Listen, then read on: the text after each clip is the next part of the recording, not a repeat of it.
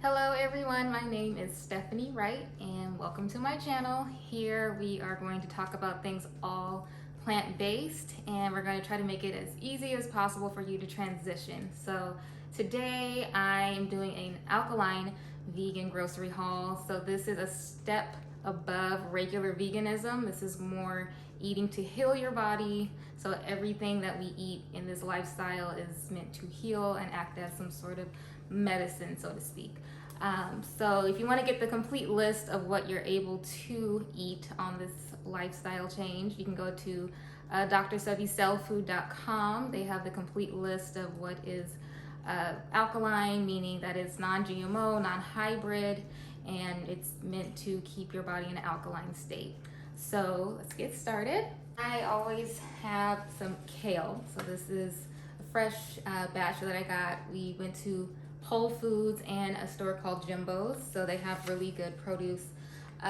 Kale is something you should always have on hand. You should always eat something green every day, preferably green and raw. With kale, you can make a salad, you can add it to your smoothies, you can even bake these and make these into chips. That's a completely different recipe that can be done later on, but always have some kale on hand. We also have bok choy. With this, I like to make it like in stir fries or just add it into anything you can kind of saute. It's something you can also eat raw. You can add it into a salad as well. And make sure you get some of this too. We also have some cilantro. Cilantro is always good just to have for guacamole, of course. We all love that. I'm in California. We love guac out here. Salsa is always good. Homemade, you can add this with some cherry tomatoes, with some habanero or jalapeno. Any of those are always great. So always have this. This is actually really good at removing metals from the body. So I always say you can even throw this into a green juice. It's really good to have. So cilantro. Onions, just about any onion is pretty good in the alkaline lifestyle. These are white onions. Sweet onions are good, red onions are always good as well. Any of these for anything are pretty good. For tacos, you can do it obviously for like pastas, salads of course, and just always have your onions on hand. Just make sure they're really firm when you buy them. If they're a little too like soft or squishy, it's not good. So just make sure they're really firm when you buy them. First we have avocados. Avocados are always a winner here again in California. We love guacamole. We eat tacos a lot out here, so I'm gonna always mention tacos. We put these on top of just about everything, or even like omelets. These are good to have. There's vegan omelets as well that we make in the alkaline community, and we'll go over that a little bit later. But always have your avocados. Just make sure these are squishy, so to speak, because that means that they're ripe and they're ready to go. They're normally pretty dark when they're super ripe and ready to squash into guacamole. So yes, we also have mushrooms. Mushrooms are literally your meat in this lifestyle. So we have two different types today. These are hen of the woods. Hopefully you can kind of see. These are more of the exotic mushrooms, and these are, let's see, king oyster mushrooms. So for these, I like to use these for making bacon, alkaline bacon. You can actually cut off the head and then strip the trunk of the mushroom, and then you just saute it in some oil with some sea salt, and it's really fatty. So it does kind of resemble bacon. It's really good. You only need sea salt. It's hard to explain. I'll have to like show you how I make it, but it's really good, and it just tastes like bacon. You can also slice up the heads of the mushroom, and you can still use a little bit of sea salt, and these hold a lot more flavor than the trunk of the mushroom does, but they're also really good. You can throw it in an omelet, super good. And for the hen of the woods mushrooms, I use these for like tacos, as I mentioned before. You can also I'll do a lot of pasta and tacos. I'll keep mentioning those. And you can also do it in salads too. But these can substitute any type of like shredded chicken, so to speak. So these are really good to get. You can also use your regular portobello mushrooms or the baby bellas. Those are also good. I know those are easier to find than the exotic ones. And another staple are these bell peppers. The bell peppers are just a staple you have to have. So these are the mini versions of the bell peppers. You can also get the big versions that you can like stuff, or like stuffed peppers. We make those a lot here. Of course, I keep referencing pasta, but pasta is really good for the bell peppers. Even sometimes when I make other meals, you can just, you know, incorporate the bell peppers in for like soups and whatnot. They're always just really good to have. And of course, you always need some tomatoes in this alkaline lifestyle. It's best to have either cherry tomatoes or plum tomatoes. So these are the cherry or the grape, but they're all like kind of like the mini ones. So the smaller, the better in this lifestyle. I like to get these. These are organic, of course. Everything is organic here today. So just make sure it's organic and get these. So these can also, you know, salsas, of course. You can even, not to keep going back to pasta, but you can make fresh pasta sauce with these as well. Depending on how you do it, you can even use like the plum tomatoes. Sometimes people, they boil them, wait till the skin falls off, and then they, you know, peel it off, and then they blend it with everything and cook it up. But these, I like to just throw them in the blender, and then just throw them onto the stove, let it cook and get thick a little bit, and then we start seasoning with, of course, like your oregano, your basil, and your sea salt, of course. Always have sea salt in this lifestyle too. Next, we have butternut squash. So butternut squash will also be one of your best friends, almost like mushrooms. I know culturally we hear squash and we think all things unseasoned, but you can really season this up and make it into some really, really good things. We sometimes, like for the holidays, because we don't eat sweet potatoes in the alkaline lifestyle, so what we actually do is we can use the butternut squash, believe it or not, as a substitute. What you can do, you can make like your sweet potato pie how you normally would, or even like your yams as you normally would, and just use this instead. If you season it correctly, you won't know that it's butternut squash. It's so good. So I'll kind of get into that with like the different sweeteners you can use that are a healthier choice than what we typically use, like sugar. We don't do that here. We don't do any refined sugars, no white sugar, no brown sugar, but we'll get to that in a little bit. Another good snack are raisins. Raisins are grapes dried up pretty much, and typically, you know, you want them seeded, any type of grape. With raisins, of course, they're already processed and dehydrated, so it's just as is, but these are pretty safe to have. You can add these with like nuts if you like I think walnuts are good in this lifestyle. Sometimes like pine nuts, I think, got added to the list before Dr. Sebi passed away. So like pine nuts and raisins, or you can just, you know, kind of mix things just to make your own type of trail mix that's approved with the ingredients that are on the list. For our sweeteners, as I mentioned with the butternut squash, we don't use any type of sugar as far as like refined sugar, cane sugar, or brown sugar.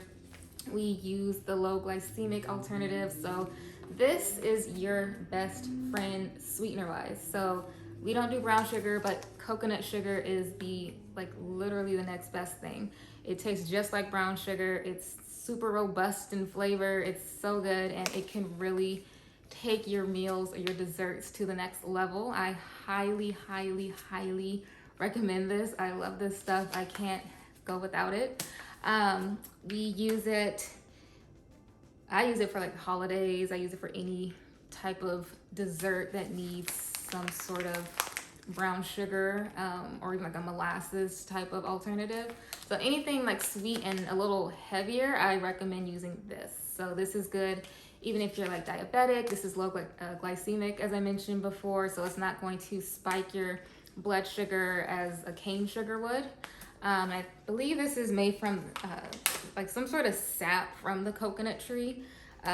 They do something with it and, you know, it turns into this sweet sugar, but it's so good. So please get your coconut sugar. Your other best friend will always be agave. Agave is so, so good. So this brand is not sold at Whole Foods. It's Kirkland. So this is from Costco, so I don't want to confuse anyone. But any brand of agave, and I always say make sure, like, the darker the agave, the better. If it's darker, it's just more pure and raw. I prefer raw agave just because it's so robust, kind of like the coconut sugar. I just like really robust flavors, and just it's so sweet. It kind of tastes like honey. It's a little bit better, but this is also low glycemic. I know with honey that can also spike your blood sugar. So we don't want that. So this is low glycemic. It won't spike you. You can literally substitute this anywhere that you would use sugar. It's sweeter than sugar, so you actually use less. So even if you like have tea at night or anything, you should use this instead of sugar or honey. And I also use this like in cookies or cakes, just any type of baking. I always use this. Sometimes you do have to readjust your recipes if it's normally done with cane sugar, because this is liquid, so it does adjust the consistency of the batter depending on what you're making, so just keep that in mind. But yes, please get your agave. Now we're gonna get into the flours. This spelt flour is literally your all-purpose flour. So the typical all-purpose flour we don't use just because the wheat is supposed to be, you know, like a hybrid of some sort. Spelt is like something that's been used in even biblical days. So this is like the OG of wheat, basically.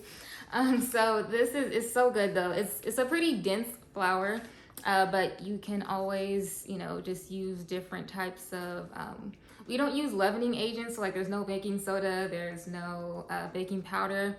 We typically use sparkling water. Sparkling water will actually kind of create that fluffiness and that airiness in like pastries and whatnot. So anything that needs to be baked, that needs to be fluffy and light, we tend to use the sparkling water. So for this, I use this for like pancakes, my waffles, just anything that could be, you know, baked or used with all-purpose flour. So it's very, very good. And this is like, you know, everyone who does this lifestyle always has their spelt. So get your spelt.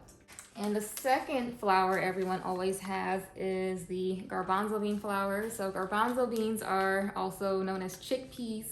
The stuff that you would use your like hummus with, it's the same thing. So it's just in a powdered form, which you can use as a flour. This is what we use for our omelets. So I'll have to do a recipe to kind of explain if you've never made an alkaline omelet before, but you would use your garbanzo bean flour and you would add some water. You can actually use sparkling water to give it more of like a fluffy effect. If you use like the really fluffy light omelets from like egg whites or something, you can do that, and then you just season it with like your sea salt, cayenne pepper, basil, oregano, whatever you would choose to, onion powder. We do not use garlic, by the way, so no garlic. Yeah, no garlic. I mean, there's a lot, I guess, to explain with this lifestyle, so I just recommend going to the website. I'll link it in the description so you can kind of get adjusted with what's on this list, because it is pretty limited, and when you see it you might freak out, but it's very doable. So I just wanted to kind of give you guys some like heads up on what you should have, and then you can kind of take it from there. But with this, again, so good. You can use it for, it's primarily like omelets. I actually bake this into like a muffin. I get it really crispy and I put it on top of my stuffed mushrooms that I make for the holidays. So I'll probably have to like explain that and kind of show you how I do that. But always have some of this on hand, garbanzo bean flour. We have chia seeds. So I know some people in this lifestyle, you'll see that there's a lot of back and forth of what's on the list, what's actually approved. Of course, Dr. Sebi unfortunately isn't here with us anymore, so everyone's kind of just, you know, doing their own thing as far as what they feel is right for this lifestyle, what they think should be on the list, what they think shouldn't be on the list. This isn't officially on the list, but I do think he may have put this on here if he was still here. I've been alkaline for 5 years, by the way. I went alkaline in 2016. I never went regular vegan. I went from eating meat on Labor Day of 2016, and then I went straight into being an alkaline vegan. I actually don't recommend that. It's a little extreme, but it can be done.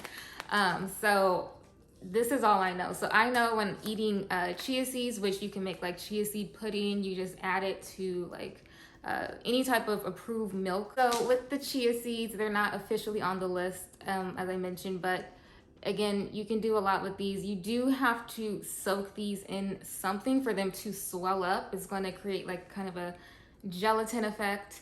So if you're not into textures, you know, this might not be the thing for you. But like I said, puddings are always good. I mean, some people put them in smoothies, or even like maybe acai type of bowls or something like that. But just, it has to be in something so it can like swell. Like I don't advise eating these like just pure. That's not gonna be good. And sometimes people even put them in their water. And they get this like jelly-like water and they drink that, or, you know, there's a few things you could do with this. But chia seeds, again, not officially on the list, but it hasn't really been detrimental to me. But if you want to go exactly by the list, then just disregard this, but it's something you can also use. And lastly, we are doing oils. So this is avocado oil from the Chosen Foods brand. I love this brand. Avocado oil is my favorite approved oil on this list. Even if I wasn't alkaline vegan, I would definitely be using this every day. It is a little more expensive than the other approved oils, but it's worth it to me. It's just really good. I can fry up mushrooms. I can fry up taco shells, just anything that needs like, frying. I can always use this. The approved oils for actually like heating up and, cooking things in are avocado oil and grapeseed oil, and olive oil really isn't meant to be cooked in this lifestyle, just because I believe it has a low smoke point, and I think if you kind of go above whatever the smoke point is, it can cause a lot of acidity in the body, a lot of inflammation. And with alkaline, we're trying to not be obviously like any type of inflamed circumstances. So that is why. So I would say just stick to avocado oil and or grapeseed oil. These are the best. So this one is already, in a can, ready to just spray. You can also get it in an actual big bottle, and you just pour it if you need, something to be fried or deep fried. We don't deep fry too much, but you can do it like every now and then. It's not gonna hurt. But yes, avocado oil. So that has been my haul. It wasn't anything too crazy. I just wanted to kind of get you guys used to what you might be able to pick up when you go to the store. So again, when you see the list, you may freak out. You'll see a bunch of ingredients basically, and you might not know what to make with these limited ingredients. So, we'll do recipes. I have a ton of recipes. Like I said, it's been 5 years since I've been alkaline vegan. I kind of eased up during the pandemic only because, everyone was panic shopping and just purging the stores. A lot of what I normally would get from the health food store was already gone, and I wasn't trying to fight to, find it or just keep going to the store every day. So, but I'm still alkaline for the most part. I would say maybe like 90%. So we'll definitely get more recipe videos going. So I hope this was a helpful haul. If you have any questions, you can always leave it in a comment. It's my first video, so there will be more. There will be more hauls. We have like herbs I really want to put you guys on to. Definitely another food haul, because this really isn't even like half of what you can like have or eat. But I really can't wait to just start getting the recipes, just so you can see what you're able to do with such a limited amount of food. So don't be discouraged. Even if you're not trying to be vegan at all or alkaline vegan, you can use some of these things to just swap out, and if you want to just clean up your diet just a little bit, you can also do that, especially with the agave, with the coconut sugar. The sweeteners are always, you know, something easy that even if you're not vegan, you can swap out. Even with like milks, in this lifestyle, hemp milk is always good. Coconut milk, I don't think almond milk is on there anymore. I think it was, but it was taken off. But any non-dairy milk is always a better alternative. It's, you know, least likely to have pus in it. Pus is allowed in cow's milk, believe it or not, like we've been drinking our whole lives. So, you know, just any little changes can be helpful. So I hope this was helpful, and I will see you in the next video. Bye.